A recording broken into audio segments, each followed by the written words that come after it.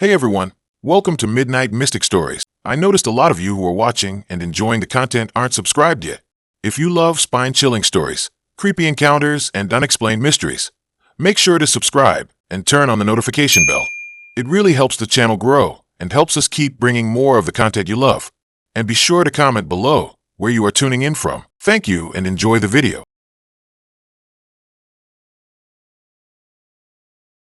I thought it was just my imagination until the day I found my toothbrush in the freezer.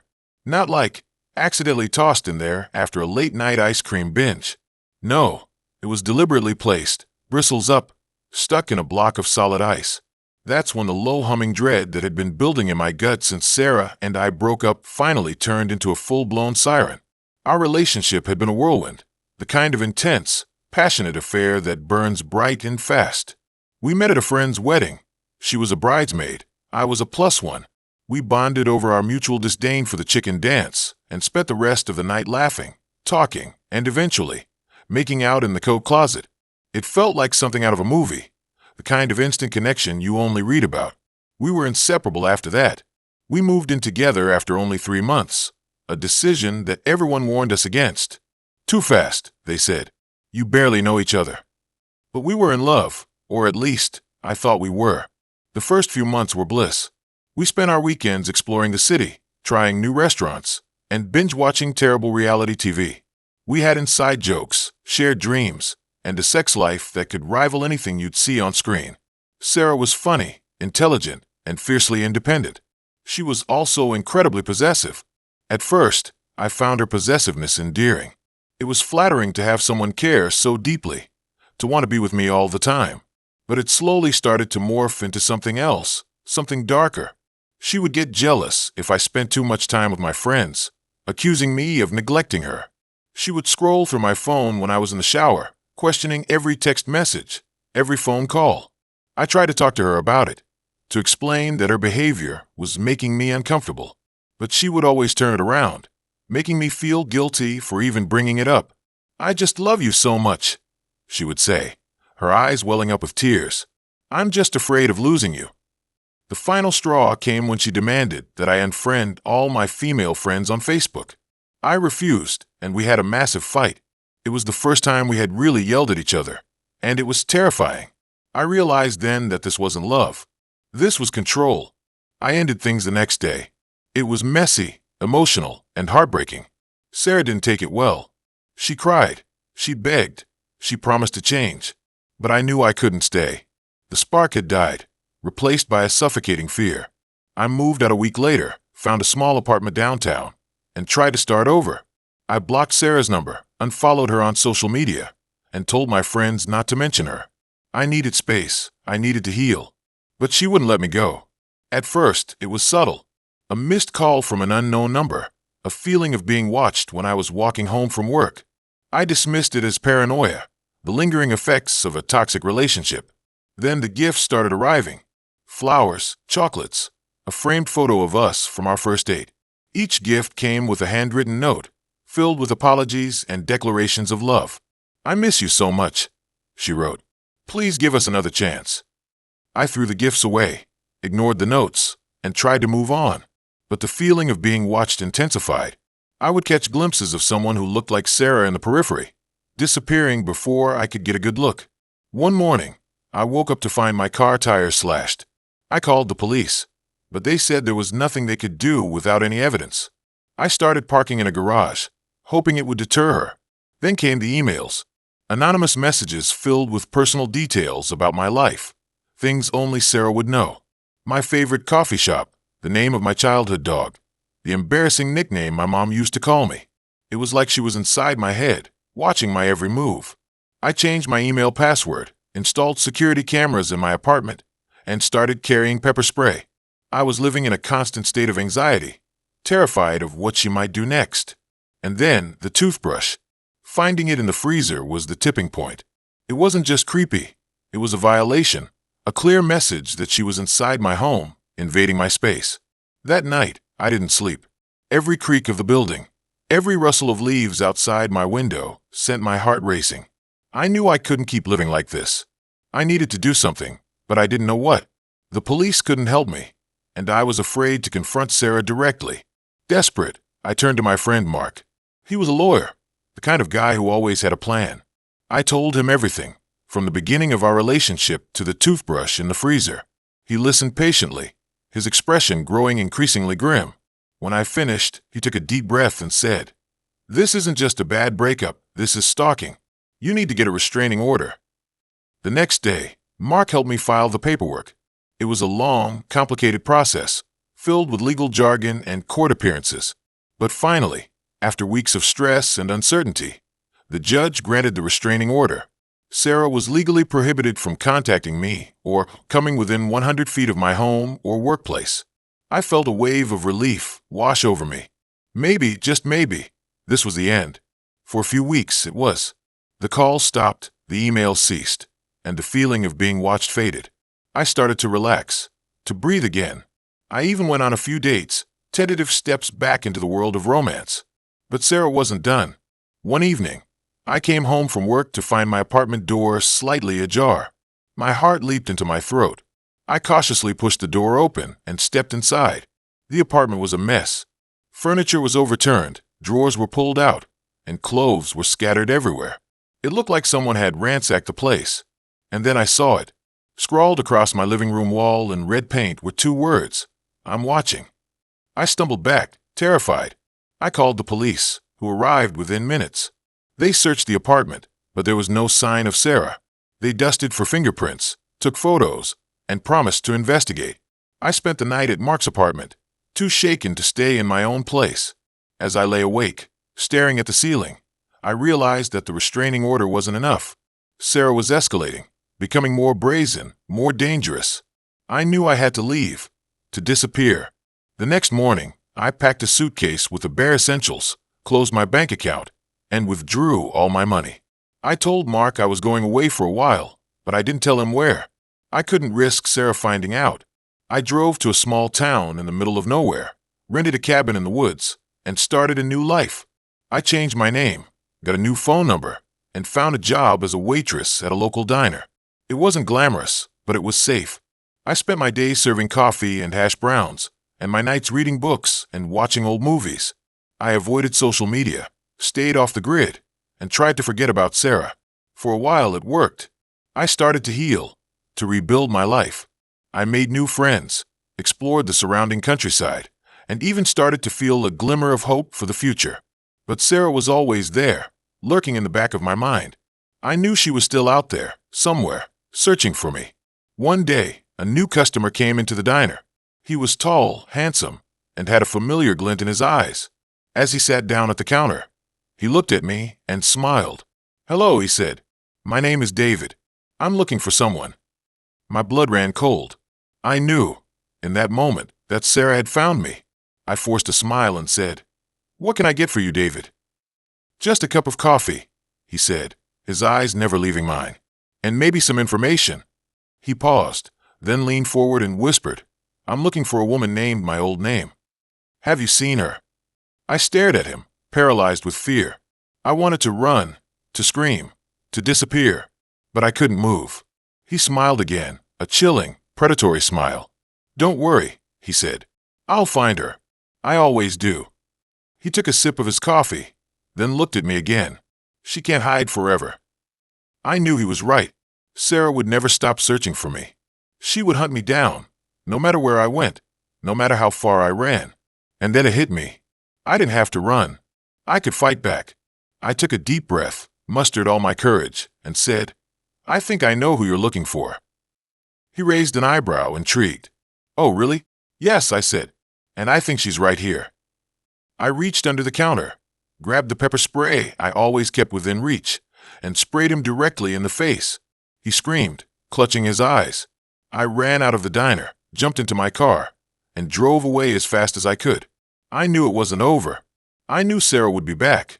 But for the first time in a long time, I felt a sense of power, a sense of control. I wasn't going to be a victim anymore. I was going to fight back, and I was going to win. I thought it was just my imagination, but it wasn't. It was a nightmare, a living hell. And it was far from over. It was just beginning. I have already bought a gun. I'm a pro at it. I have decided that if she comes near me again, I will not go to prison for this. Okay, so listen. I'm not usually one to air dirty laundry. But what happened with Sarah? I feel like I have to say something. Not for revenge or anything, but as a warning. A public service announcement, if you will. Because honestly, before all this went down, I would have rolled my eyes at anyone who told me. Dude, watch out for the crazy ones. I was that guy.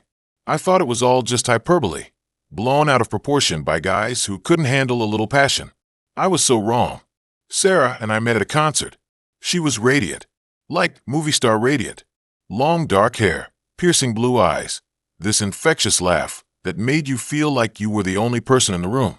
She was also incredibly confident, almost aggressively so, which, at the time, I found incredibly attractive. I was a bit of a pushover back then, always trying to please everyone, afraid of conflict. Sarah was the opposite.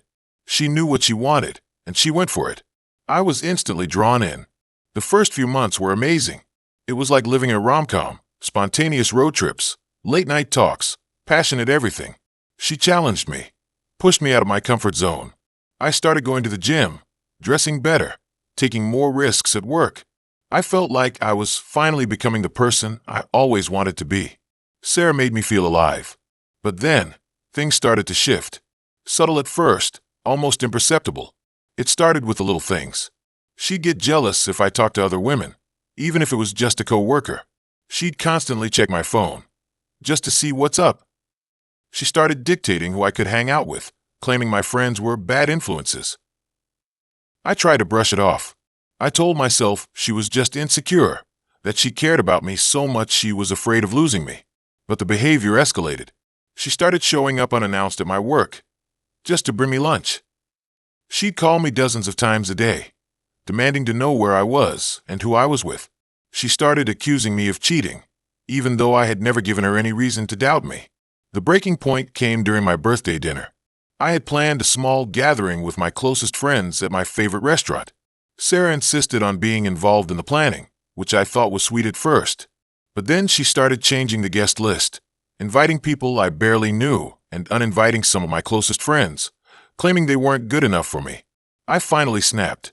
We got into a huge argument in the middle of the restaurant, screaming at each other in front of everyone. I told her I couldn't do this anymore, that her behavior was suffocating me. I told her I needed space. She didn't take it well. The next few weeks were a living hell. She started bombarding me with texts and calls, pleading with me to take her back.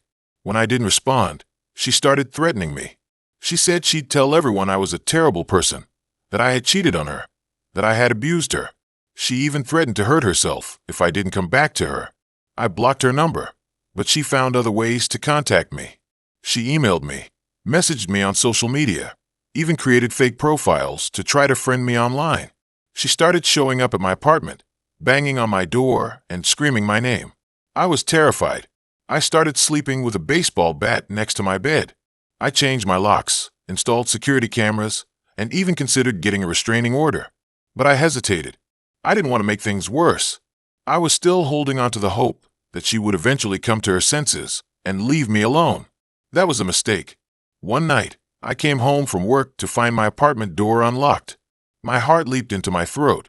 I cautiously stepped inside, calling out Sarah's name. No answer. The apartment was a mess. Furniture was overturned, pictures were smashed, and my clothes were strewn all over the floor. It looked like a tornado had ripped through the place.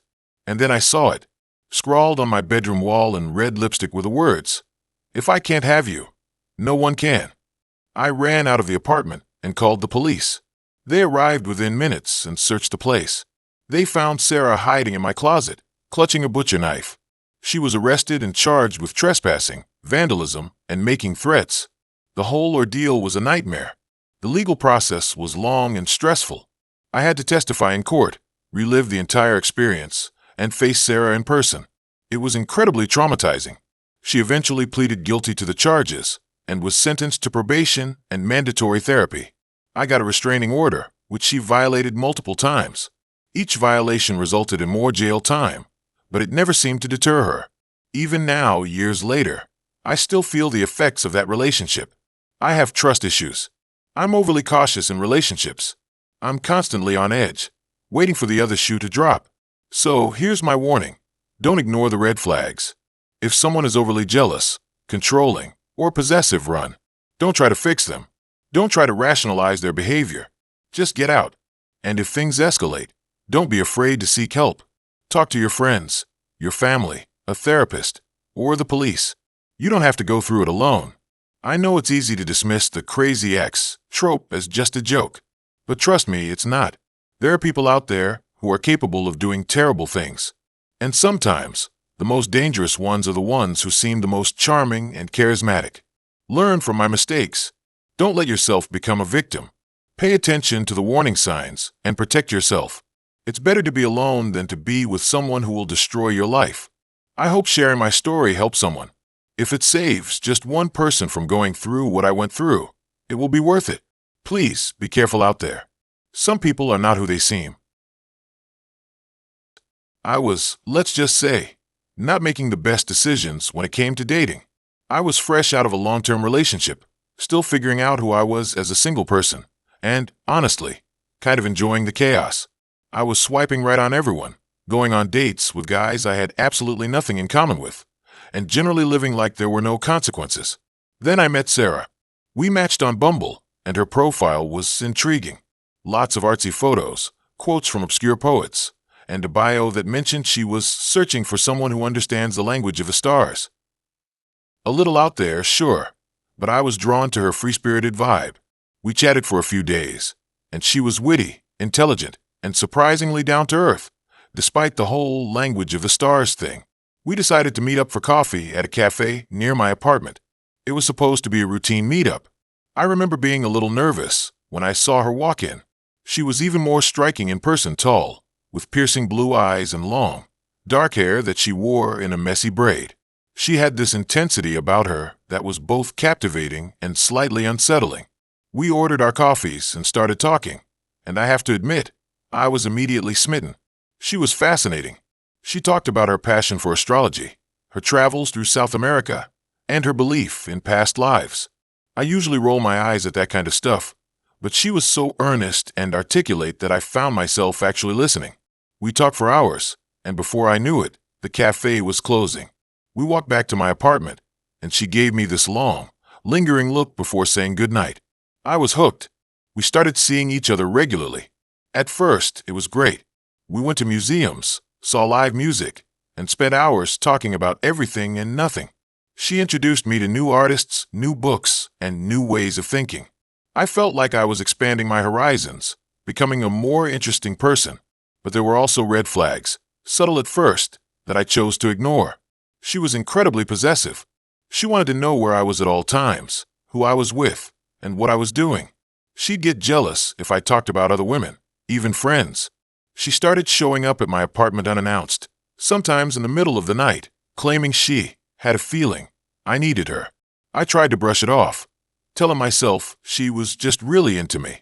Her obsession with astrology also started to get a little weird. She'd make major decisions based on her horoscope, and she expected me to do the same.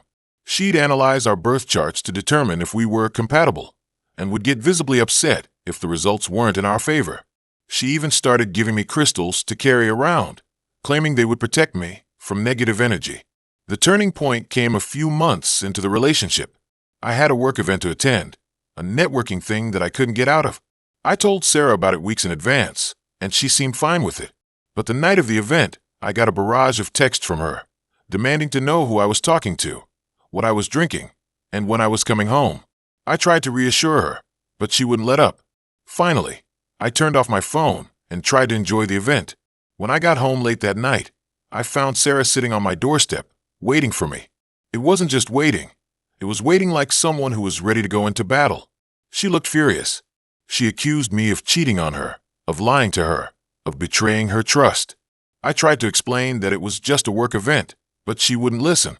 She started screaming, crying, and throwing things around my apartment. I was terrified. I had never seen her like this before. I managed to calm her down eventually, but the experience shook me to my core. I knew then that I had to end things, but I was scared of what she might do. I knew it was going to be a crazy ex story. The next day, I broke up with her. It was a disaster. She begged. She pleaded. She threatened. She told me I was making a mistake, that we were meant to be together, that she couldn't live without me. I stood my ground, told her it was over, and asked her to leave. She left, but that was far from the end of it. For the next few weeks, she bombarded me with calls and texts. She'd leave me rambling voicemails in the middle of the night, sometimes sweet and apologetic, sometimes angry and threatening. She started showing up at my apartment again, banging on the door and yelling my name. I had to call the police a few times.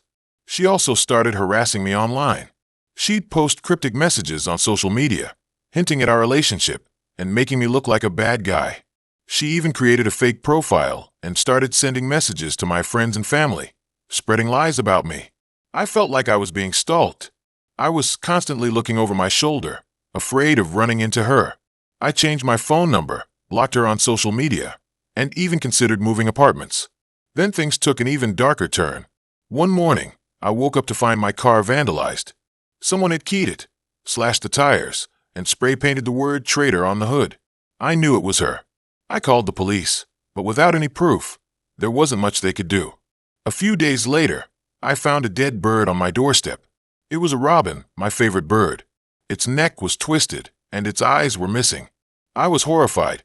This was no longer just harassment. It was a threat. I was living in constant fear. I knew I had to do something drastic. I talked to a lawyer, and he advised me to get a restraining order. I hesitated at first. I didn't want to escalate things, but I also knew I couldn't live like this anymore. I went to court and presented my case.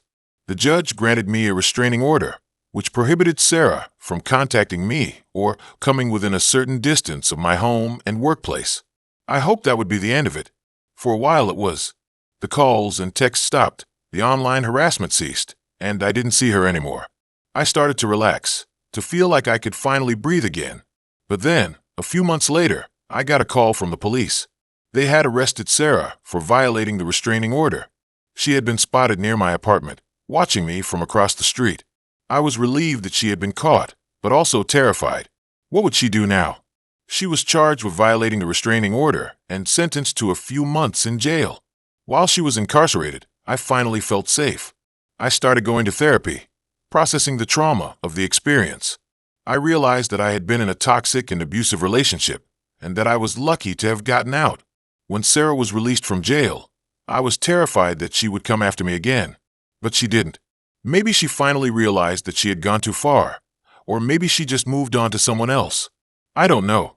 It's been 5 years since then, and I haven't seen or heard from her since. But I still think about her sometimes. I think about the good times we had, the initial spark that drew me to her. But mostly, I think about the fear, the harassment, and the sense of being trapped in a nightmare. The experience changed me.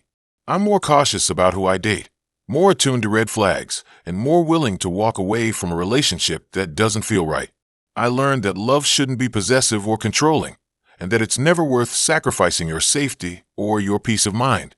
It was supposed to be a routine meetup. It turned into the most terrifying experience of my life, and it taught me a valuable lesson.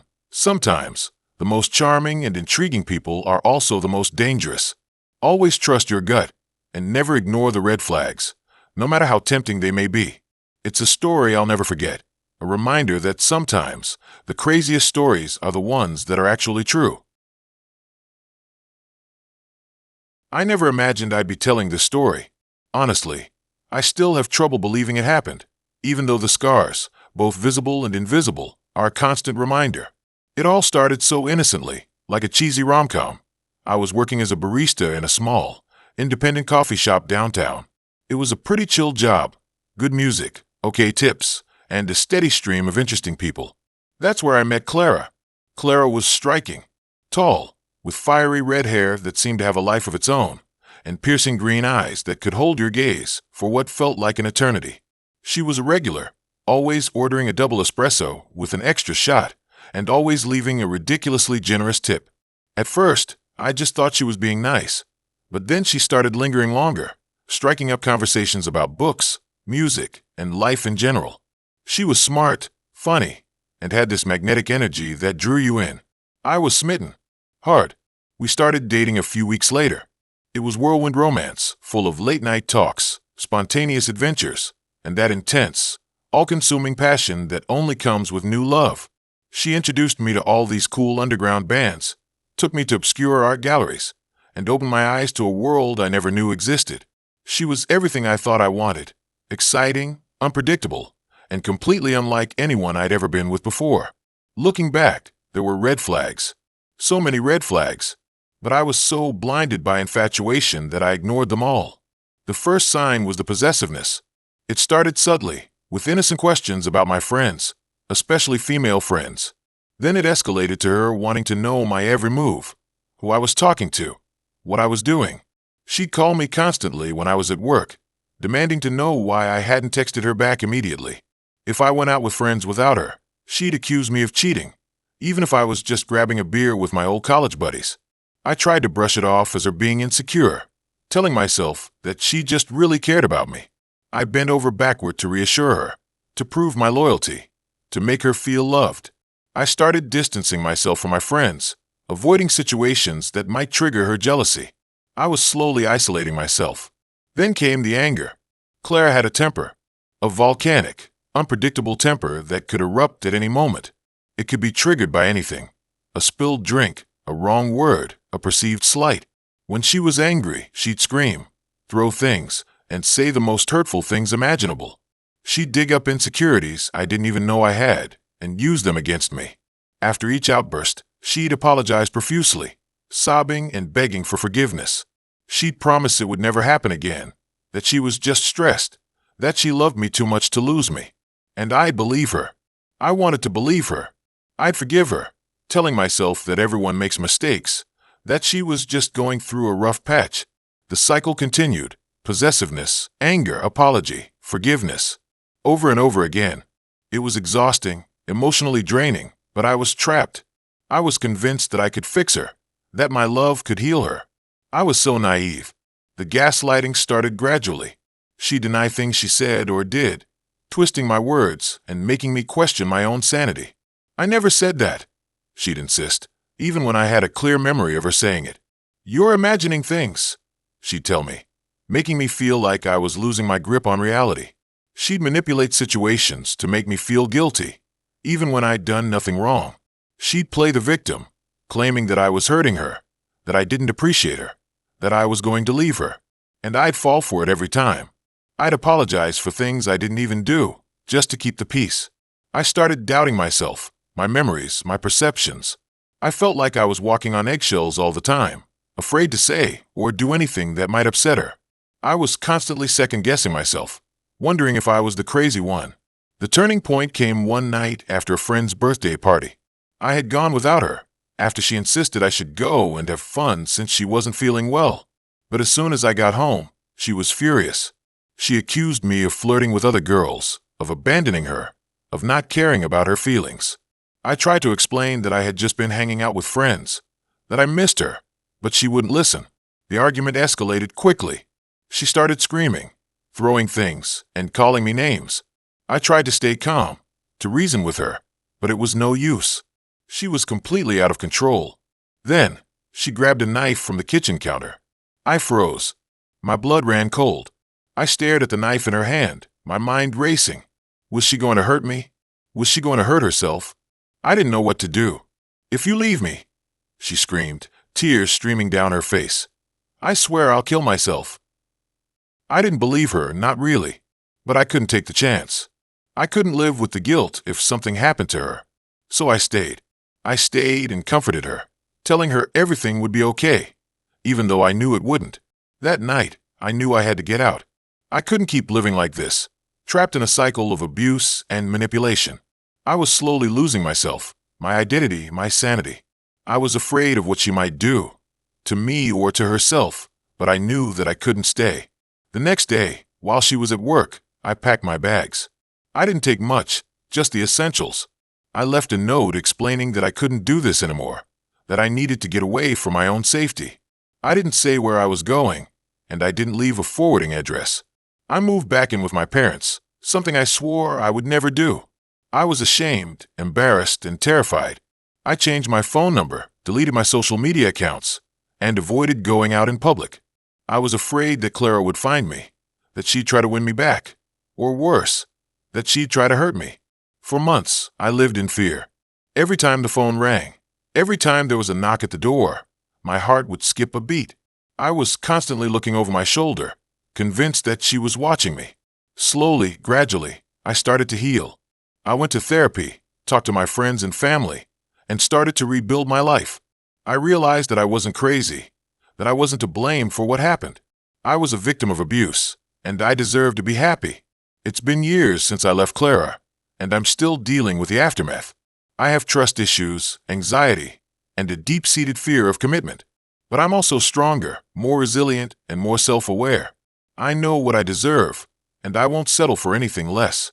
I still think about Clara sometimes, wondering what she's doing, if she's changed. Part of me feels sorry for her, knowing that she's probably still trapped in the same patterns of behavior. But I also know that I can't save her. She has to save herself. I never imagined I'd be telling this story. It's not easy to admit that I was in an abusive relationship, that I was manipulated and controlled by someone I loved. But I know that sharing my story can help others who are going through similar situations. You are not alone. You are not to blame. And you deserve to be safe and happy. If you are in an abusive relationship, please reach out for help. Talk to a friend, a family member, or a therapist. There are people who care about you and want to support you. You don't have to go through this alone. And remember, you are not crazy. Your feelings are valid, and you deserve to be treated with respect and love. It takes courage to leave an abusive relationship, but it's the best decision you'll ever make. It's a long and difficult journey, but it's worth it. You deserve to live a life free from fear, manipulation, and control. You deserve to be happy. And I am finally, truly happy. It's a different kind of happiness, a quiet happiness, a happiness that comes from knowing my own worth.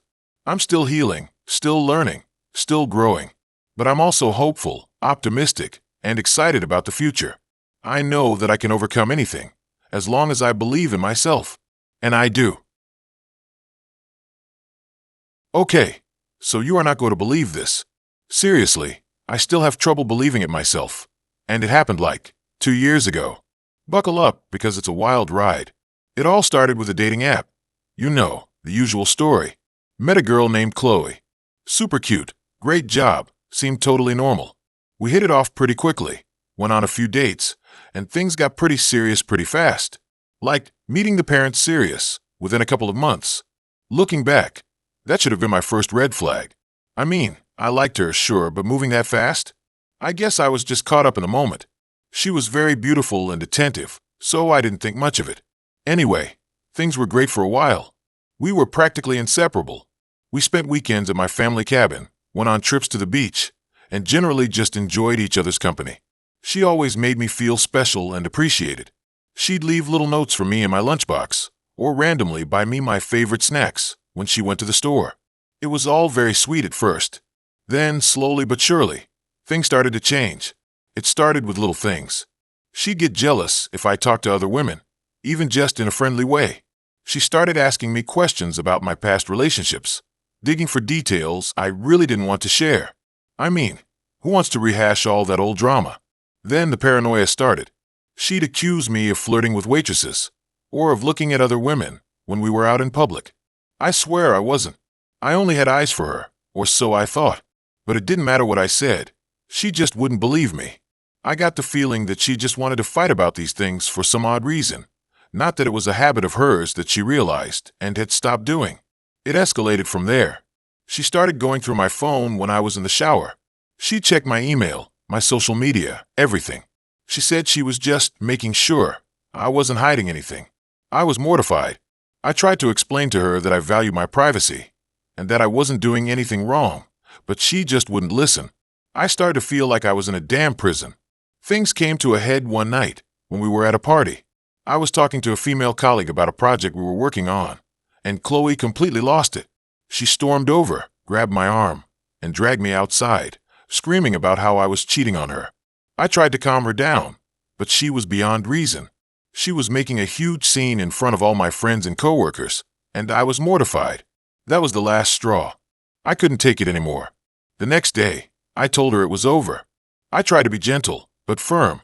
I explained that I couldn't be in a relationship with someone who didn't trust me, and who was constantly trying to control me. She didn't take it well, to say the least. She started crying, begging me to reconsider. She promised to change, to be better, to trust me more. I almost caved, I really did. But I knew that it wouldn't work. The trust was broken, and I just couldn't see a future for us. And let's face it, I didn't feel like I could deal with her anymore, even if she was better. So I stuck to my guns. I told her it was over, and that I needed space. She left, but not before giving me this look that I'll never forget. It was a look of pure rage and resentment, like I had just ruined her life. That should have warned me. That should have been a warning that things were about to get really crazy. I thought that was the end of it. I packed up all her stuff, dropped it off at her apartment, and tried to move on with my life. I started going out with friends again, focusing on my work, and generally just trying to get back to normal. I even started swiping on dating apps again, which was probably a bit too soon. But Chloe wasn't done with me. Not by a long shot. A few weeks after the breakup, I started getting weird phone calls.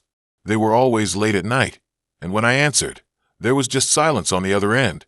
I figured it was just a prank, or a wrong number, so I didn't think too much of it. I was really just annoyed, and had already gotten over her.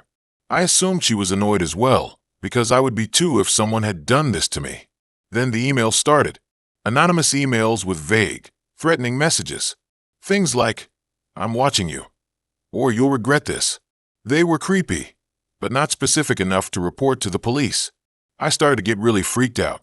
I changed my phone number, updated my email password, and tried to be more careful about my surroundings. I was already paranoid because I was on dating apps again. It was a nightmare, but it didn't stop there. The next thing I knew, I had a flat tire on my car, twice in 1 week. I assumed it was just bad luck, until I found a small nail embedded in the tire. Someone was clearly messing with me. Then one night, I came home from work and found my apartment had been broken into. Nothing was stolen, but things were moved around, and there was a creepy message scrawled on my bathroom mirror in lipstick. "I told you I was watching." That's when I knew it was Chloe.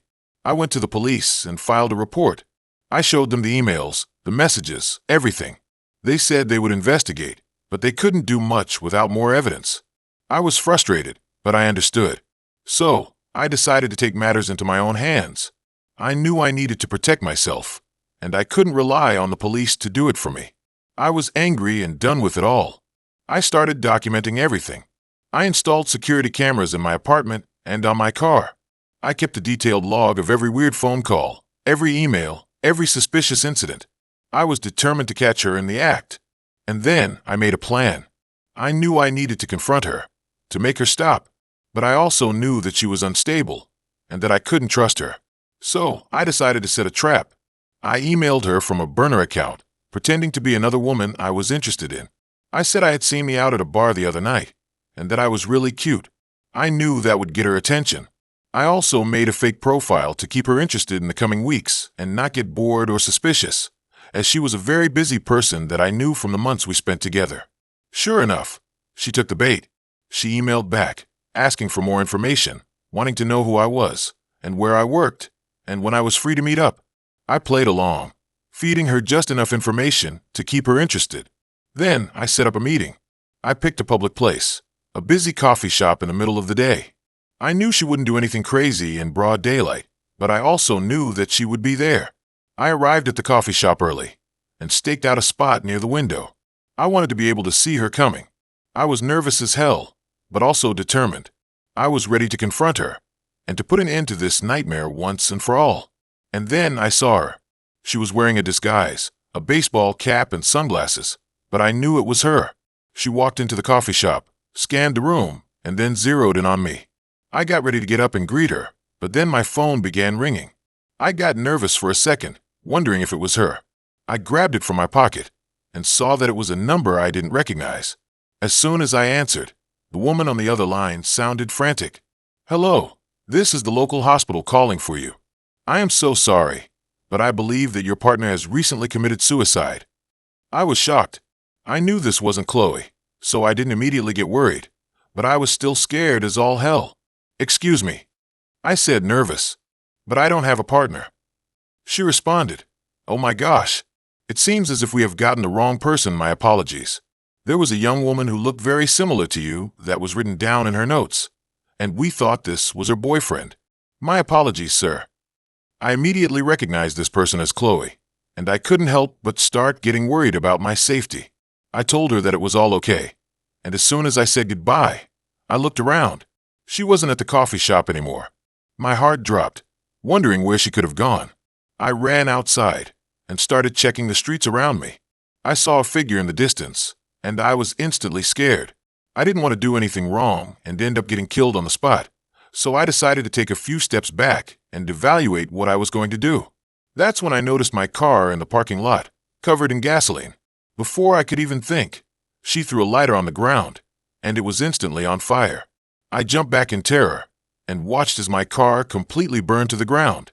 It was only then that I realized I would probably never see her again. I knew it was her, and I was right. A few months later, I got a call from the police. They had finally caught her. She had been tracking my every move and planning her revenge for months.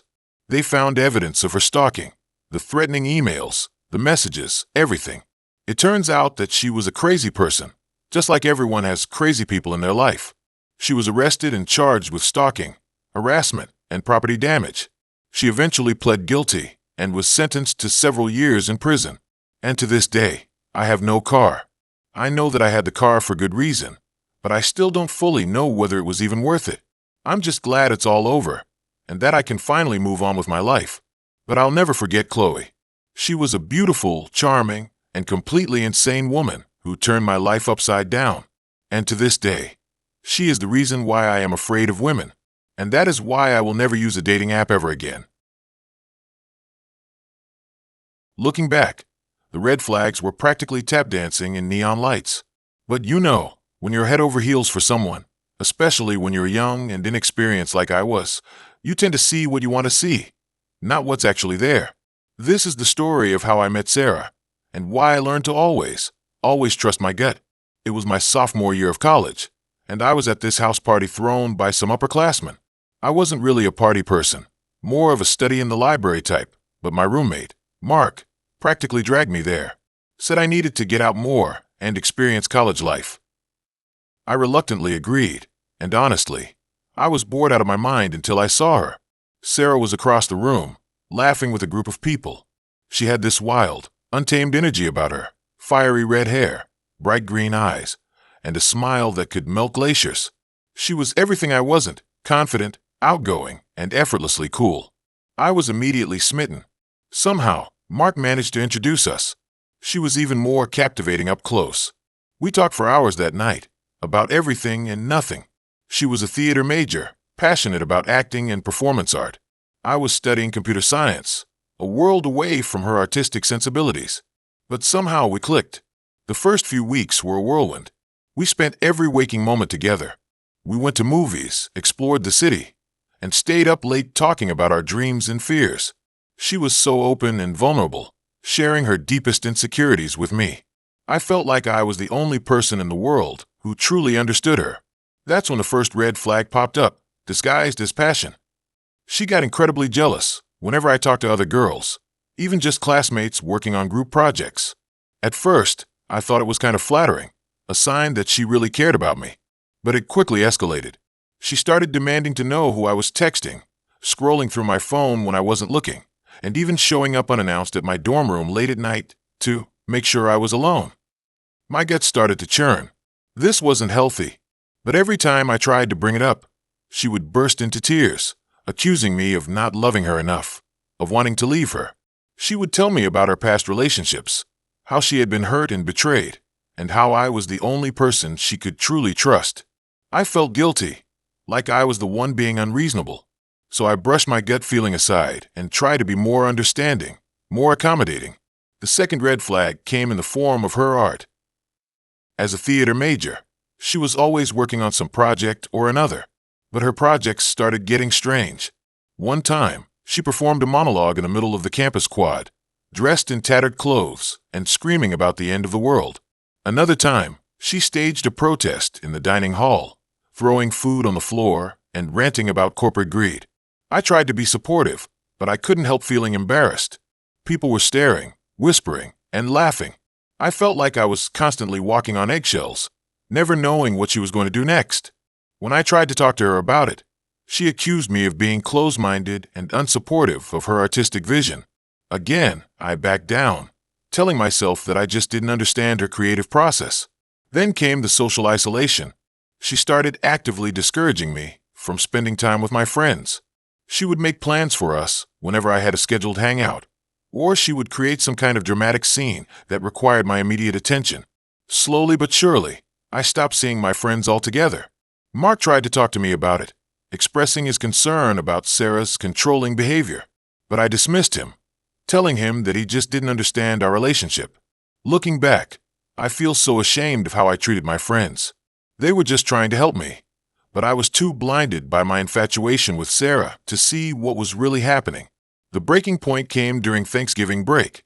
I had planned to go home and spend the holiday with my family. Sarah, however, had other plans. She insisted that I stay with her, that her family was dysfunctional, and she needed me to be there for her. I tried to explain that it was important for me to see my family, that I hadn't seen them in months, but she wouldn't listen. She cried. She begged. She threatened to hurt herself. Finally, I caved. I called my parents and told them that I couldn't make it home for Thanksgiving. They were disappointed, but they understood. Or at least, they tried to. Thanksgiving with Sarah's family was a disaster. Her parents were indeed dysfunctional, constantly arguing and sniping at each other. Sarah spent the entire day sulking in her room, refusing to participate in any family activities. I tried to cheer her up, but nothing worked. She just kept repeating that she was unlovable, and that everyone always left her. That night, after everyone else had gone to bed, Sarah came into my room. She was crying, her eyes red and puffy. She told me that she loved me more than anything in the world, that I was the only person who had ever truly cared about her. And then she said something that sent a shiver down my spine. She said that she couldn't live without me, that if I ever left her, she would kill herself. That was it. That was the moment I finally realized how truly messed up this situation was. My gut screamed at me to get out, to run as far away from Sarah as possible. But I was scared. I was afraid of what she might do if I left. I spent the rest of the night wide awake, agonizing over what to do. I knew I couldn't stay with her, but I didn't know how to leave without triggering some kind of crisis. The next morning, I told her that I needed to go back to school, that I had a lot of work to catch up on. She was upset, but she didn't fight me. I packed my bags and left, promising to call her later. As soon as I got back to campus, I went straight to the counseling center. I told them everything about Sarah's jealousy, her controlling behavior, her threats of self-harm. They took me seriously and helped me develop a plan to safely end the relationship. With the help of the counselors, I broke up with Sarah over the phone. It was the hardest thing I had ever done. She cried, she screamed, she threatened, but I stood my ground. I told her that I cared about her, but that I couldn't be in a relationship with someone who was so emotionally unstable. After the breakup, Sarah didn't make it easy for me. She would call me constantly, send me emails and text messages, even show up at my dorm room late at night. I had to get a restraining order to keep her away from me. It took a long time to recover from that experience.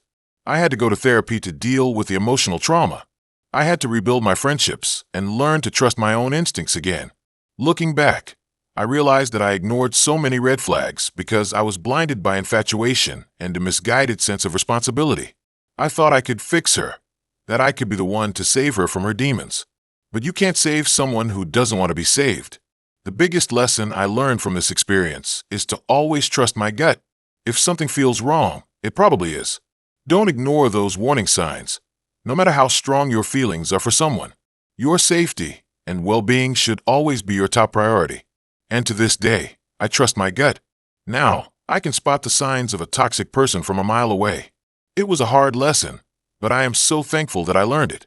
It may have been difficult, but trust me, it was all worth it. Okay, here we go. Let me tell you about Sarah.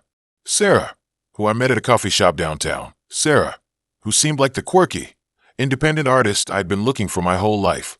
Sarah, who turned out to be the reason I now have a security system that rivals Fort Knox. It all started so innocently. I was sketching in my notebook, trying to nail the perfect angle of a barista pouring latte art, when she approached me. "That's amazing," she said, her voice breathy and sincere. "You really captured the movement." I'm not usually one for pickup lines, but there was something genuine about her that drew me in. She had these piercing blue eyes, a cascade of fiery red hair, and a smattering of freckles that made her look perpetually sun-kissed. She was wearing paint-splattered overalls and a t-shirt that said, "I'm allergic to mornings." We talked for hours that day, bonding over our shared love of art, obscure indie bands, and vintage bookstores. She was funny, intelligent, and incredibly passionate about everything she did. I was smitten. Our relationship moved quickly. Within a few weeks, we were spending every night together. She'd fill my apartment with her paintings, her sculptures, her chaotic energy. It was exhilarating. I felt like I was finally living a real, vibrant life. Looking back, there were red flags, of course. Little things I brushed off as artistic eccentricity. Like the time she insisted on collecting rainwater in buckets on my balcony, claiming it had better energy for her paintings. Or the way she'd talk to her plants like they were her children, scolding them for not growing fast enough. Or the fact that she seemed to know an awful lot about my daily routine, even when I hadn't explicitly told her. But I was blinded by infatuation. I was so caught up in the whirlwind of our romance that I ignored the warning signs. The first real crack appeared during my birthday party. I had invited a bunch of friends from work, people Sarah hadn't met before. She was initially charming, making witty conversation and complimenting everyone's outfits. But as the night wore on, she started to get possessive. She kept pulling me aside, whispering things like, "Are you sure you need to talk to them? I thought tonight was about us." Or, "That girl is totally checking you out. You should tell her to back off." I tried to reassure her, telling her that I loved her and that my friends were just being friendly. But she didn't seem to believe me. Later that night, after everyone had left, she accused me of flirting with one of my co-workers. It was ridiculous. I hadn't even spoken to the woman for more than a few minutes. But Sarah was adamant. She ranted and raved, accusing me of betraying her trust. I tried to reason with her, but it was like talking to a brick wall. She was convinced that I was lying, that I was secretly in love with someone else. Eventually, exhausted and frustrated, I snapped. I told her she was being irrational, that she needed to calm down. That's when she slapped me. It wasn't a hard slap, but it was enough to shock me into silence. I stared at her, stunned. She stared back, her eyes filled with tears. "I'm sorry," she sobbed. "I didn't mean to. I get so scared of losing you." I didn't know what to say. I'd never been in a relationship where violence was involved. Part of me wanted to kick her out, to tell her that it was over. But another part of me felt sorry for her. I told myself it was a one-time thing, a momentary lapse in judgment. I was wrong. The slapping incident was the beginning of a downward spiral. Sarah's possessiveness escalated. She started demanding to know where I was at all times, checking my phone for messages, and questioning my every move. She'd show up unannounced at my work, just to say hi. But I knew she was really there to make sure I wasn't talking to other women. She started isolating me from my friends, telling me they were bad influences and that they didn't understand our love. I knew it was wrong, that I should end things, but I was trapped. I was afraid of what she might do if I left her. One night, I came home from work to find my apartment ransacked. Paintings were slashed, furniture was overturned, and my belongings were scattered everywhere. Sarah was sitting on the couch, amidst the chaos, rocking back and forth and humming to herself. "What happened?" I asked, my voice trembling. She looked up at me, her eyes vacant. "They were trying to take you away from me," she said. "I had to stop them." I called the police, but she denied everything. She claimed she had no idea what had happened, that she had found the apartment like that when she arrived. The police couldn't prove anything, so they let her go. That was the final straw. I knew I had to get out. The next day, while Sarah was out painting, I packed my bags and moved out of my apartment. I didn't tell her where I was going. I just left. I moved in with my cousin, changed my phone number, and blocked her on all social media. I thought I was finally free. But Sarah wasn't ready to let me go. A few weeks later, I started receiving anonymous calls. The caller would just breathe heavily into the phone, never saying a word. I knew it was her. Then, I started noticing her everywhere. I'd see her lurking outside my cousin's apartment building, sitting in her car across the street from my work, or walking behind me on the sidewalk. She was always just out of reach, like a phantom limb I couldn't shake. I was living in a constant state of paranoia. I was afraid to go out, afraid to answer the phone, afraid to even look out the window. I felt like I was being hunted. One night, I woke up to a scratching sound outside my window. I peered through the blinds and saw Sarah standing in the garden, digging in the dirt with her bare hands. She was muttering to herself, her hair disheveled and her eyes wild. I watched in horror as she pulled something out of the ground. It was a small, handmade doll, fashioned out of twigs and cloth. She held the doll up to the moonlight and started sticking pins into it. I slammed the blinds shut and ran to my cousin's room, sobbing.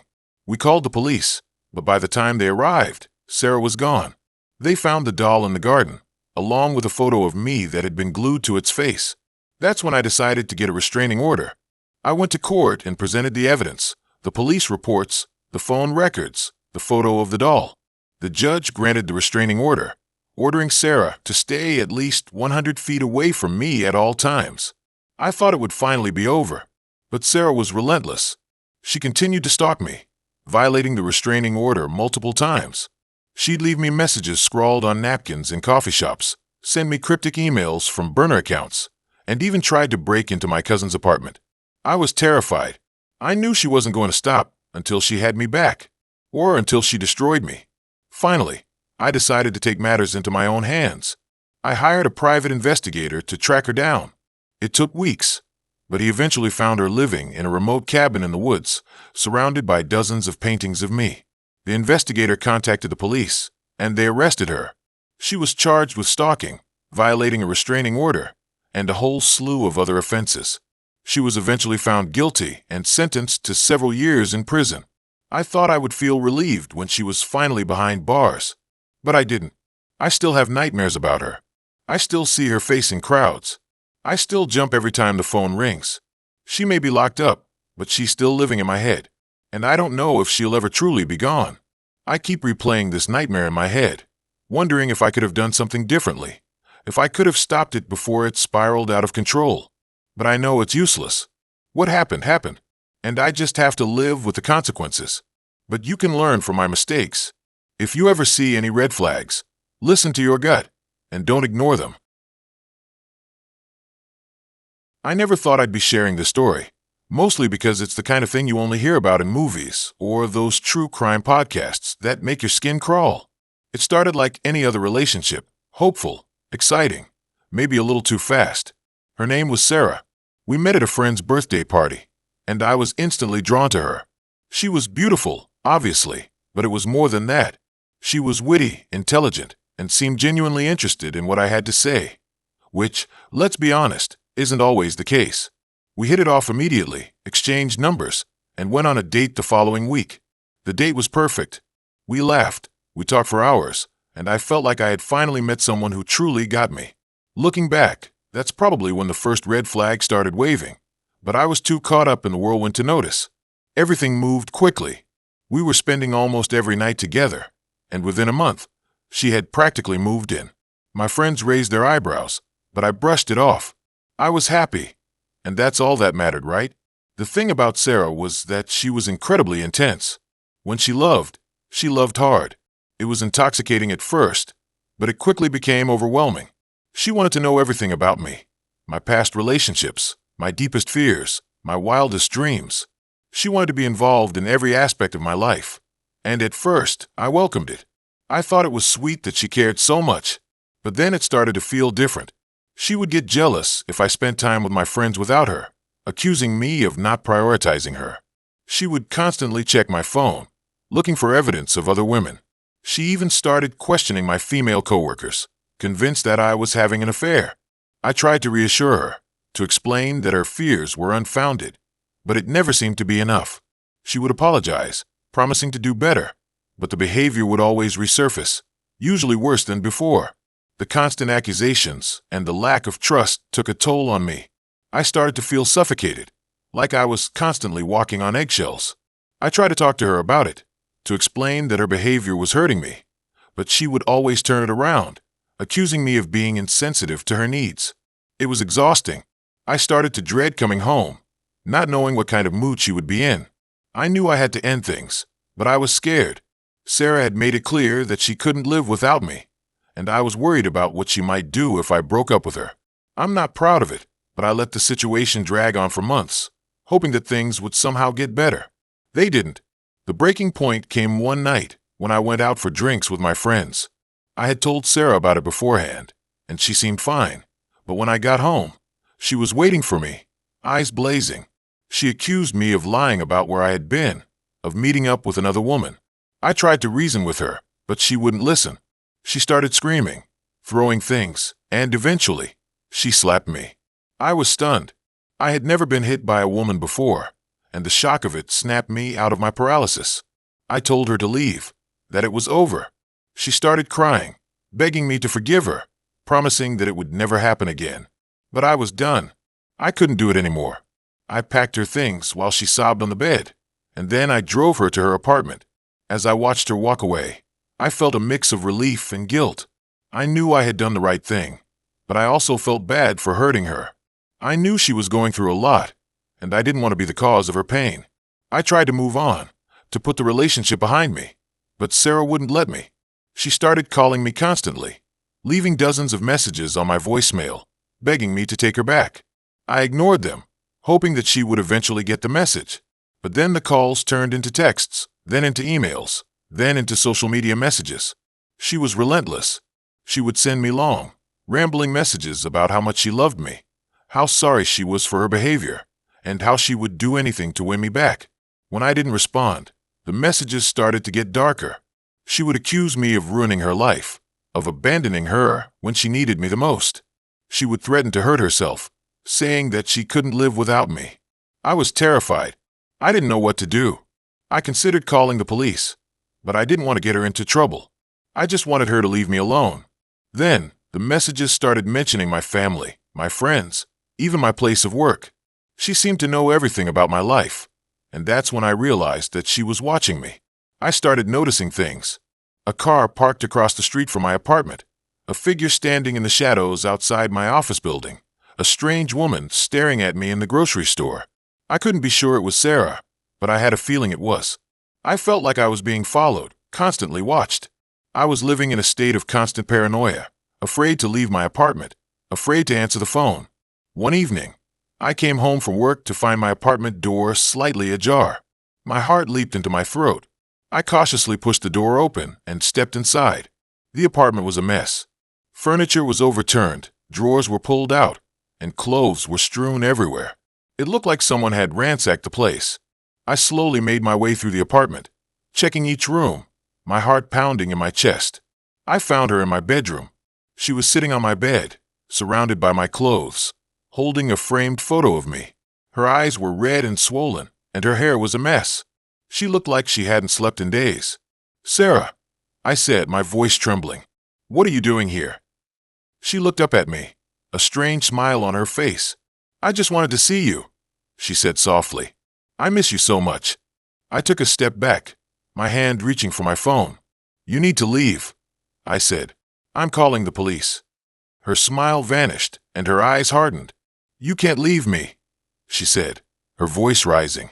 "We're meant to be together. I'll do anything for you, anything to keep you." She stood up and started walking towards me, her eyes fixated on mine. I was frozen with fear, unable to move.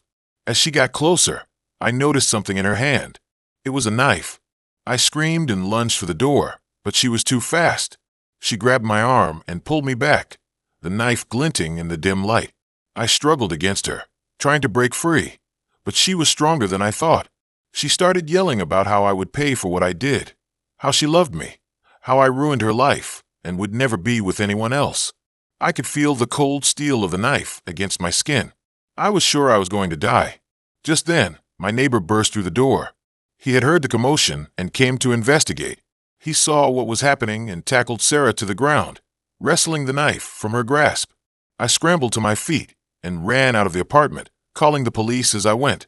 Sarah was arrested and charged with assault and trespassing. I pressed charges, determined to protect myself from her. I spent the next few weeks in a state of constant anxiety, afraid that she would somehow escape from jail and come after me again. I changed my locks, installed a security system, and even considered moving to a different city. The trial was a nightmare. Sarah pleaded not guilty, claiming that she was mentally unstable and didn't know what she was doing. Her lawyer tried to paint me as the villain, arguing that I had led her on and then cruelly rejected her. I had to relive the entire ordeal in front of a judge and jury, detailing every instance of harassment and stalking. It was humiliating and traumatizing. In the end, Sarah was found guilty of assault and trespassing and sentenced to several years in prison. I was relieved, but I knew that the scars of what had happened would stay with me forever. Even now, years later, I still struggle to trust people. I'm hesitant to get into new relationships, afraid that I'll make the same mistake again. I still have nightmares about Sarah, about the knife, about the feeling of being trapped and helpless. I've been in therapy for years, trying to process what happened and move on with my life. It's a slow and difficult process, but I'm determined to heal and to find happiness again. I'm sharing my story not for sympathy, but to warn others. Red flags always turn to red signs, and a crazy ex can make your life into a movie. If someone seems too intense, too possessive, too controlling, trust your instincts and get out of the relationship before it's too late. It's not worth the risk. I never thought I'd be sharing this story, but if it helps even one person avoid the nightmare that I went through, then it will have been worth it. It started like any other conversation, really. Just a casual, "Hey, how's it going?" message from Sarah, popping up on my phone like a misplaced notification. We hadn't spoken in, well, let's just say it had been long enough for me to almost forget the sound of her laugh, the way she always chewed on her lip when she was thinking, the particular shade of lipstick she favored. Almost. Sarah and we were a whirlwind romance that crashed and burned spectacularly. A 3-month supernova of intense passion, jealous arguments, and ultimately, a messy breakup that involved a lot of slammed doors, tearful voicemails, and a restraining order. Okay, maybe it wasn't just messy. Maybe it was a full-blown disaster. So, seeing her name on my screen was a bit like spotting a landmine you thought you disarmed years ago. A shiver of unease ran down my spine. I ignored the message. Figured she probably drunk dialed the wrong number or something. But then, another message popped up. "It's been a while. I was just thinking about you." Okay, now I was officially creeped out. Thinking about me? After everything that had happened? The therapy sessions? The awkward explanations to my friends and family? The constant fear that she was lurking around every corner? Yeah, no. I deleted the message without replying. I tried to push it to the back of my mind, chalk it up to a bizarre coincidence. But Sarah had a way of burrowing under your skin, a way of making you question your own sanity. That night, I had trouble sleeping. Every creak of the house, every rustle of leaves outside my window, sounded like footsteps. The next day, I found a small, wilted rose on my doorstep. No note, just a rose. It was the same kind of rose I used to buy her every Valentine's Day. My stomach dropped. This wasn't a coincidence. This was deliberate. This was Sarah. I considered calling the police, but what could I say? My crazy ex-girlfriend left a rose on my doorstep. They'd probably laugh me out of the station. I decided to handle it myself. I changed my phone number, blocked her on all social media, and started varying my routes to work. I felt like I was back in the witness protection program. For a few weeks, it seemed to work. No more messages, no more roses, no more unsettling coincidences. I started to relax, to convince myself that I had imagined the whole thing. Maybe she was just reaching out, trying to apologize, and I had overreacted. Maybe I was the crazy one. Then, I came home one evening to find my apartment door slightly ajar. My heart leaped into my throat. I cautiously pushed the door open, expecting the worst. The apartment was empty, but there was a distinct scent of her perfume in the air. And on my bed, neatly arranged, were all the letters I had written to her during our relationship. Every single one. This was beyond creepy. This was a full-blown invasion of privacy. A clear violation of the restraining order. I called the police, this time with concrete evidence.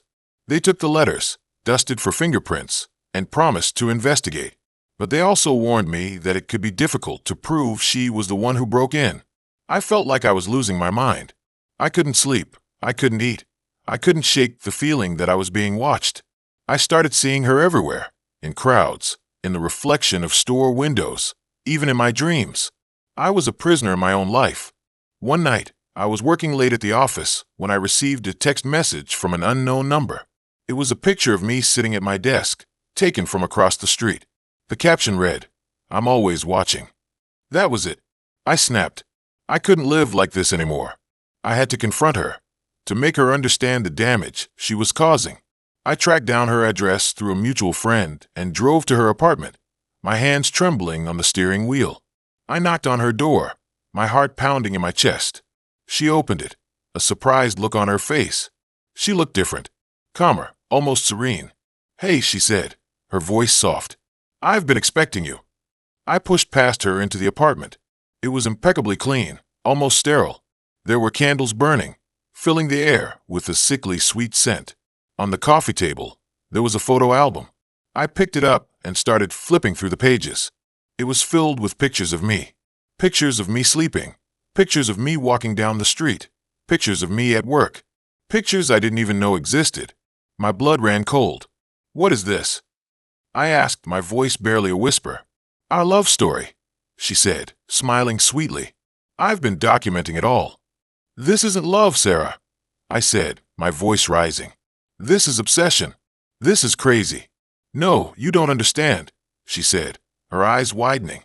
"We're meant to be together. I'm just trying to protect us." "Protect us from what?" I asked, incredulous. "From anyone who tries to come between us," she said, her voice taking on a menacing edge. "And there are a lot of people who want to come between us." She reached into her purse and pulled out a small, silver handgun. I froze, my mind reeling. This wasn't happening. This couldn't be happening. "Don't do this, Sarah," I pleaded. "Please, just put the gun down." "I'm sorry, but I have to," she said, her voice shaking. "It's the only way to keep us safe." She raised the gun, pointing it directly at me. I closed my eyes, bracing for the impact, but it never came. Instead, I heard a loud crash, followed by a piercing scream. I opened my eyes to see Sarah lying on the floor, unconscious. Standing over her was a woman I had never seen before, holding a heavy lamp. "Are you okay?" the woman asked, her voice trembling. "Who are you?" I asked, still trying to process what had just happened. "I'm her roommate," she said. "I heard you two arguing and I just had to do something." The police arrived moments later, sirens blaring. They took Sarah into custody, along with the gun and the photo album. I gave my statement, still in shock. It turned out that Sarah had been planning this for months. She had been stalking me, hacking into my accounts, manipulating my friends and family. She had even convinced herself that I was in love with her and that everyone else was trying to tear us apart. I pressed charges, and Sarah was eventually convicted of stalking, harassment, and attempted assault. She was sentenced to several years in prison, and a lifetime restraining order was issued against her. I tried to move on with my life, to forget the nightmare I had endured, but the experience had changed me. I was more cautious, more guarded, less trusting. I still had nightmares about Sarah, about her vacant eyes and her twisted smile. Even now, years later, I sometimes catch myself looking over my shoulder, wondering if she's still out there, still watching. I know it's irrational, but I can't shake the feeling that she's not really gone, that somewhere, in the back of her mind, she's still plotting our love story, waiting for the day she can finish what she started. The conversation may have started like any other, but I know for a fact that I will never ever think of relationships the same way. It's important to spot these things before it can become dangerous. I just wasn't able to. I never thought this would happen to me, but here I am, a cautionary tale about the dangers of ignoring red flags and mistaking intensity for genuine affection. It started like any other modern romance, a swipe right on Bumble, a few witty exchanges, and then the inevitable first date. Her name was Serafina, and even now, months after it all ended, saying her name still sends a shiver down my spine. She was beautiful, undeniably so. Dark, curly hair that cascaded down her back, piercing green eyes that seemed to see right through you, and a sharp, intelligent wit that kept me on my toes. Our first date was at a small, independent bookstore cafe. We talked for hours, about everything and nothing. She was passionate about poetry, ancient mythology, and obscure indie films. I was immediately drawn in by her intelligence and her unapologetic confidence. I remember thinking, wow, she's different. That should have been my first clue. The early days of the relationship were intoxicating. Serafina was unlike anyone I had ever met. She was spontaneous, adventurous, and fiercely independent. She filled my life with a whirlwind of new experiences. We went to art galleries I wouldn't have dreamed of entering on my own, saw live music in dingy bars, and spent hours wandering through antique shops, searching for forgotten treasures. She made me feel alive, like I was finally experiencing the world in all its vibrant, chaotic glory. But beneath the surface of this idyllic romance, there were cracks starting to form. Small, almost imperceptible at first, but they grew wider with each passing week. Serafina was incredibly possessive. She wanted to know where I was at all times, who I was with, and what we were talking about. She would constantly check my phone when I wasn't looking, scrolling through my messages and social media feeds. At first, I chalked it up to her being deeply in love, but the constant surveillance soon began to feel suffocating. She also had a volatile temper. Small disagreements would quickly escalate into screaming matches, fueled by what seemed like irrational anger. She would say things she didn't mean, hurtful things that cut deep. Then, as quickly as the storm erupted, it would dissipate, leaving her contrite and apologetic. She would shower me with affection, begging for forgiveness, promising it would never happen again. And like a fool, I always forgave her. My friends tried to warn me. They saw the red flags waving wildly, the controlling behavior, the explosive outbursts. They told me she was bad news, that I deserved better. But I was blinded by infatuation. I couldn't see past her beauty, her intelligence, and the intense connection I felt with her. I convinced myself that her flaws were just part of her unique charm, that I could help her work through her issues. The turning point came a few months into the relationship. I had a work event, a conference out of town that I was required to attend. I told Serafina about it weeks in advance, thinking she would be supportive. Instead, she was furious. She accused me of wanting to get away from her, of wanting to meet other women. She refused to believe that it was a legitimate work trip. The night before I left, we had a massive fight. She screamed. She cried. She threw things. She accused me of cheating, of lying, of not loving her enough. I tried to reason with her, to explain that it was just a few days, that I would miss her terribly. But nothing I said could calm her down. The next morning, I left for the conference feeling exhausted and emotionally drained. I spent the entire trip worrying about Serafina, constantly checking my phone for messages. She texted me incessantly, demanding to know what I was doing, who I was talking to, sending me a barrage of angry and accusatory messages. On the second day of the conference, I received a message from an unknown number. It was a picture of Serafina sitting in my apartment, surrounded by my belongings. She had somehow gotten a copy of my key, let herself in, and was now essentially holding my life hostage. Panic surged through me. I immediately called her, but she didn't answer. I texted her, begging her to leave, promising to talk when I got back. Still nothing. I was trapped, hundreds of miles away, unable to do anything but watch as my life spiraled out of control. I spent the rest of the conference in a haze of anxiety, barely able to focus on anything. As soon as it was over, I raced back home, my mind filled with dread. When I arrived at my apartment, the door was unlocked. I cautiously pushed it open and stepped inside. The scene that greeted me was like something out of a horror movie. My belongings were scattered everywhere, clothes ripped and torn, furniture overturned. The walls were covered in graffiti, angry messages scrawled in red paint. "You'll never leave me. I know everything. You belong to me." Serafina was sitting in the middle of the chaos, a vacant look in her eyes. She didn't say anything, didn't even acknowledge my presence. She just sat there, rocking back and forth, surrounded by the wreckage of my life. I called the police. It was the hardest thing I've ever had to do, but I knew I couldn't handle it on my own. They arrived quickly and took Serafina into custody. I spent the next few hours giving a statement, trying to explain the bizarre and terrifying events that had unfolded.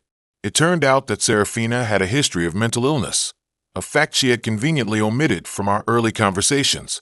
She had been diagnosed with borderline personality disorder and had a previous record of stalking and harassment. The police obtained a restraining order, barring her from contacting me or coming near my apartment. The aftermath was brutal. I had to clean up the mess she had made, both physically and emotionally. I moved to a new apartment, changed my phone number, and deleted all my social media accounts. I spent months in therapy, trying to process what had happened, trying to understand how I could have been so blind. I still struggle with trust issues. I'm hesitant to get close to anyone, afraid of repeating the same mistakes. I overanalyze every interaction, searching for hidden motives and red flags.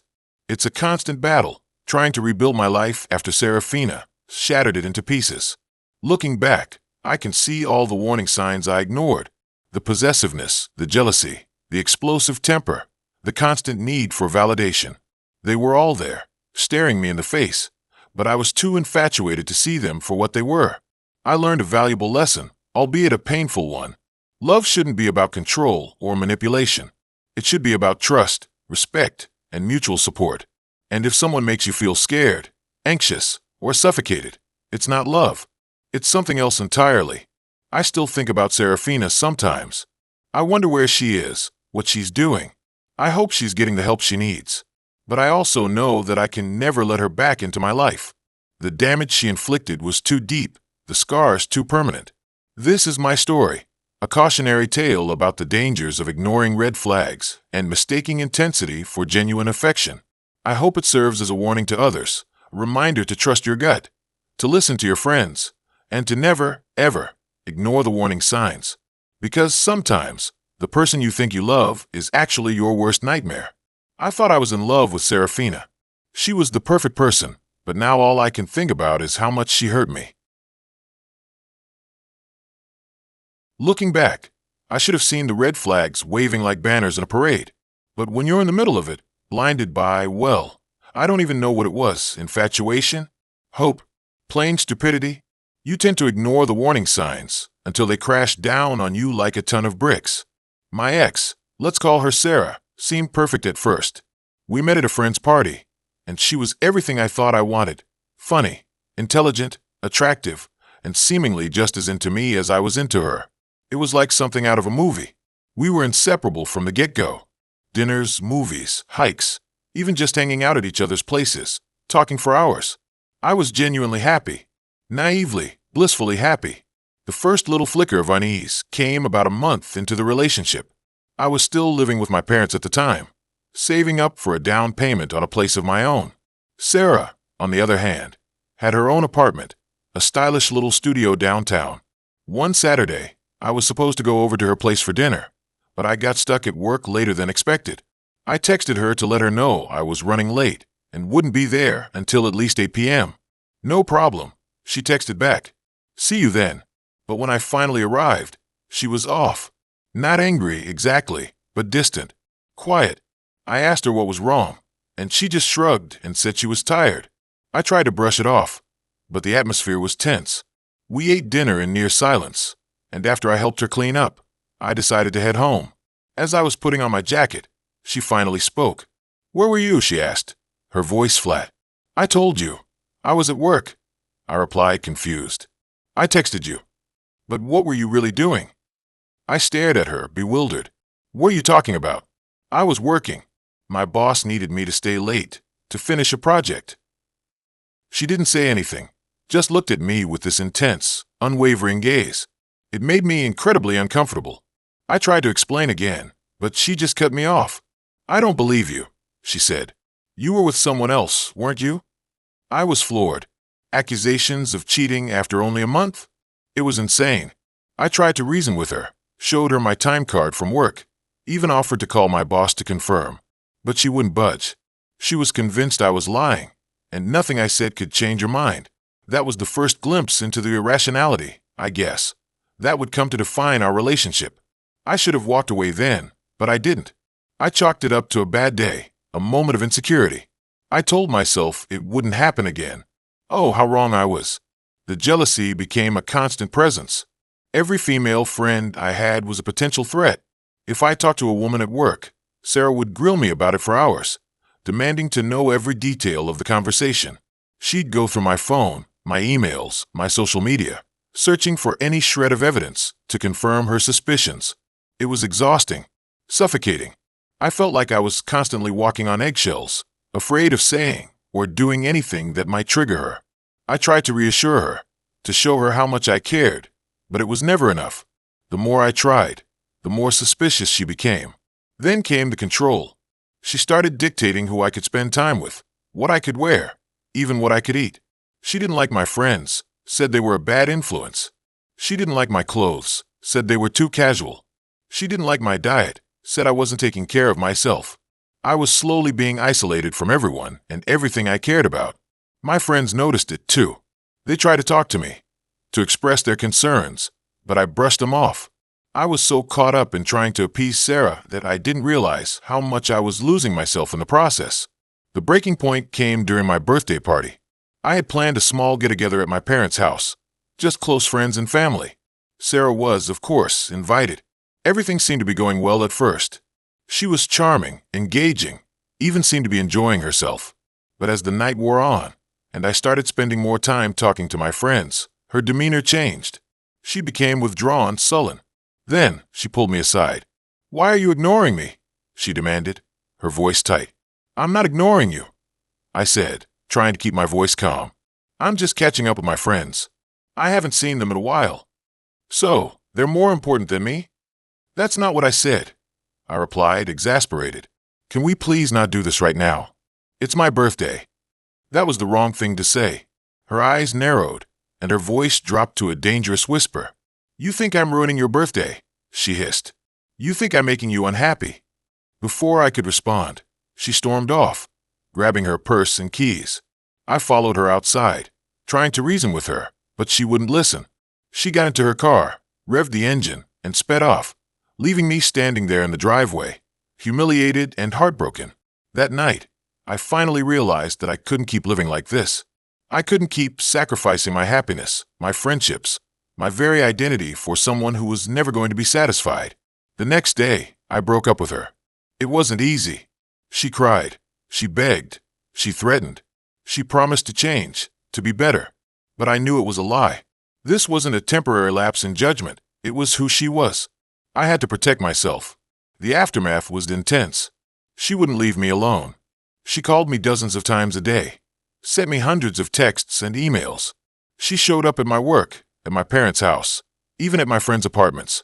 She created fake social media profiles to harass me and my friends online.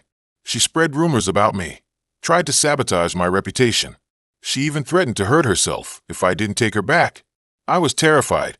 I felt like I was being stalked, haunted.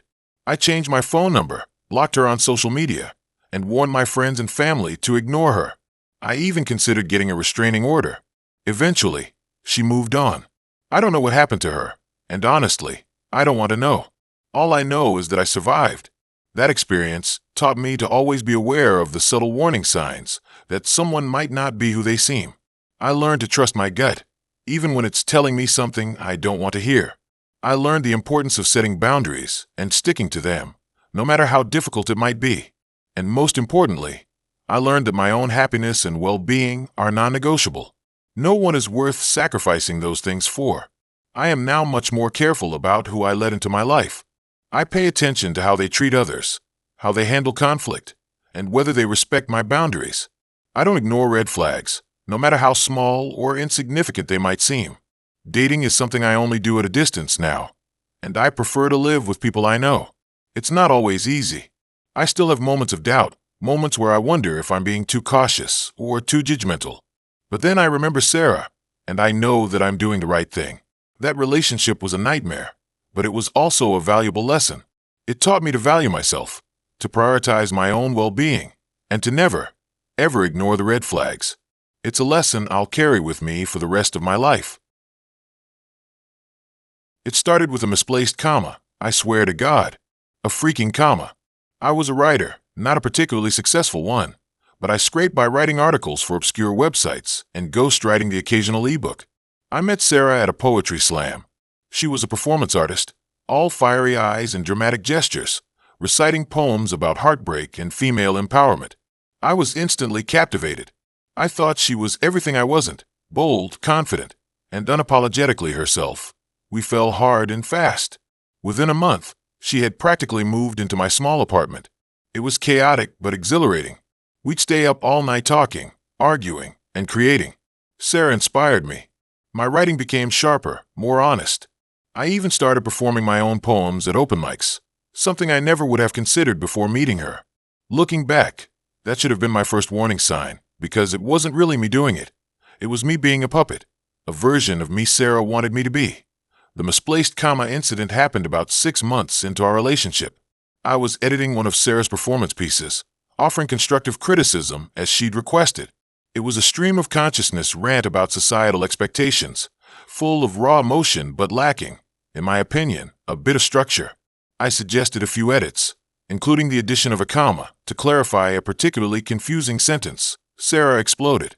She accused me of trying to stifle her creativity, of trying to control her voice. She said I didn't understand her art, that I was trying to make her conform to my rigid, patriarchal standards. It was insane. Over a comma, I tried to reason with her, to explain that I was only trying to help, but she wouldn't listen. She stormed out of the apartment, slamming the door so hard the building shook. That was the first time I saw the rage beneath the surface, the barely controlled fury that would eventually consume her. The next few months were a roller coaster. We'd have moments of intense passion and connection, followed by explosive arguments triggered by the smallest things. Sarah was incredibly insecure and needed constant reassurance. She demanded my undivided attention, resented my friends, and scrutinized my every move. My already limited social life dwindled to nothing. She would quiz me on who I talked to that day at work and how long I had talked to them. My writing suffered. I couldn't concentrate, constantly walking on eggshells, afraid of setting her off. I started noticing other things, little things that made me uneasy. Sarah had a habit of going through my phone when I was in the shower. She'd borrow my laptop to research her performances, but I'd find my search history filled with searches about me. Is my boyfriend cheating? Signs of a controlling boyfriend. How to catch a liar. It was like she was building a case against me, desperately searching for evidence to support her paranoia. Things escalated after I got a freelance gig with a literary magazine. It was a big opportunity for me, a chance to finally get my work published in a respected publication. Sarah was initially supportive, but her enthusiasm quickly turned to resentment. She accused me of neglecting her, of prioritizing my career over our relationship. She said I was becoming arrogant and that I'd eventually leave her for someone more sophisticated. The night before my first meeting with the magazine editors, Sarah threw a massive tantrum. She destroyed my workspace, tearing up my notes, smashing my laptop, and screaming that I was ruining her life. I stood there, numb, watching her unravel, realizing that I didn't recognize the person I was with anymore. That was the breaking point I knew I had to get out. The next morning, while Sarah was still sleeping, I packed a bag and left. I went to my cousin's place, feeling ashamed and defeated. I didn't tell anyone what had happened, too embarrassed to admit that I had allowed myself to be manipulated and controlled. I thought that was the end of it. I was wrong. Over the next few weeks, Sarah bombarded me with calls and texts. At first, she was apologetic, begging me to come back, promising to change. Then, when I didn't respond, the messages turned angry and threatening. She accused me of abandoning her, of breaking her heart, of ruining her life. She said I'd regret leaving her, that I'd never find anyone who loved me as much as she did that I blocked her number. But she started creating fake accounts to message me on social media. She emailed me from different addresses, sometimes sending dozens of messages a day. I changed my passwords, deleted my accounts, and tried to disappear from the internet. But Sarah was relentless. She started showing up at my cousin's apartment, banging on the door, screaming my name. I called the police, but they said there was nothing they could do unless she actually threatened me or caused damage. I felt trapped, constantly looking over my shoulder, afraid of what she might do next. Then one night, I came home from work and found a note taped to my cousin's door. It was written in Sarah's unmistakable handwriting. "I know where you live," it said. "You can't hide from me forever." I panicked. I couldn't stay at my cousin's anymore. I was putting him and his family at risk. I decided to move back to my apartment, hoping that Sarah would eventually give up and leave me alone, that I was wrong again. The first few days back in my apartment were uneventful. I started to think that maybe Sarah had finally moved on. I was wrong. One morning, I woke up to find my front door wide open. I grabbed a knife from the kitchen and cautiously entered the apartment. The place was a mess. Furniture was overturned, drawers were pulled out, and clothes were scattered everywhere. It looked like someone had ransacked the place. That I called the police, who arrived and did a walkthrough. They concluded it was a burglary and took a report. I knew it wasn't a burglary. Nothing was stolen. This was Sarah, sending me a message that I changed the locks, installed a security system, and started carrying pepper spray. I was living in a state of constant fear, convinced that Sarah was watching me, waiting for the right moment to strike. A few weeks later, I received a package in the mail. It was a framed photograph of me sleeping. The photo was taken through my bedroom window. I knew it was Sarah. I went to the police again, showed them the photo, and begged them to do something. They said they couldn't prove Sarah was the one who took it, and that it wasn't enough to get a restraining order. I felt helpless, completely alone. One night, I was working late on a writing project when I heard a noise outside my window.